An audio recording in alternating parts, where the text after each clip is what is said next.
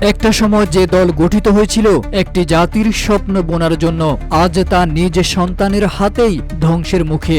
যেন বাবার রেখে যাওয়া বৃক্ষটি কেটে নিজে রোপণ করেছেন পতনের বীজ। শেখ মুজিবুর রহমানের হাতে গড়া রাজনৈতিক সাম্রাজ্যের কফিনে শেষ পেরেকটি ঠুকে দিলেন তারই কন্যা শেখ হাসিনা। ২৪-এর গণঅভ্যুত্থানের পর যা কিছু বাকি ছিল তা হাসিনার একগুঁয়েমি, ষড়যন্ত্র প্রবণতা এবং আত্মঘাতী রাজনীতির মধ্য দিয়ে ইতিহাসের অতল গহ্বরে হারিয়ে গেল।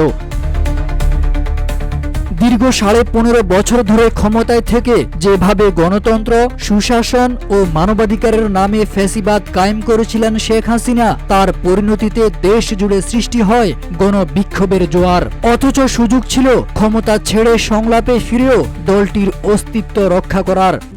RICL TMX, যুগের পর যুগ স্থাপনা থাকে মজবুত।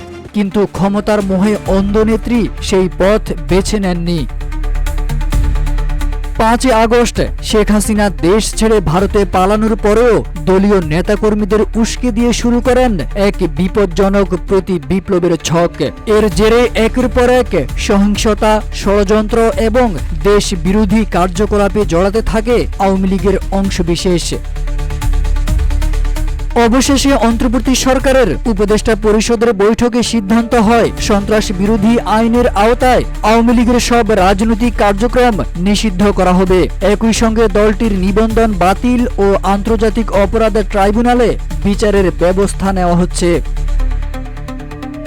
বিশেষজ্ঞরা বলছেন, শেখ হাসিনা দলটিকে পরিবারতন্ত্রে পরিণত করেছিলেন। তার চড়া মূল্য দিতে হয়েছে পুরো দলকে। ক্ষমতার মোহে জর্জরিত হয়ে তিনি দলটিকে ধ্বংস করে দিয়েছেন।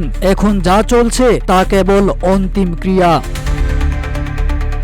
১৯৪৯ সালের ২৩ জুন পূর্ব পাকিস্তান আওয়ামী মুসলিম লীগ নামে দলটির যাত্রা শুরু হয়। দলের প্রতিষ্ঠাতা সভাপতি ছিলেন মজলুম জননেতা মাওলানা আব্দুল হামিদ খান ভাসানী। ১৯৫০ সালে নাম থেকে মুসলিম শব্দ বাদ দিয়ে এক ধরনের উদারতার দৃষ্টান্ত স্থাপন করেছিল দলটি। সেই দলই আজ গড়িয়ে পড়েছে নিষিদ্ধ রাজনীতির খাতায়। শেখ হাসিনা এবার বাবার প্রতিষ্ঠিত দলে বাবারই একদলীয় চিন্তাধারাকে লালন করে দলটিকে এমন এক পর্যায়ে নিয়ে গেছেন যেখান থেকে ফেরার আর কোনো পথই নেই। নিজের শাসনামলেই কেবল দলটির মৃত্যু নিশ্চিত করেননি, তার হাত ধরেই দলটির দাফন কাফনের কাজটিও শেষ করলেন।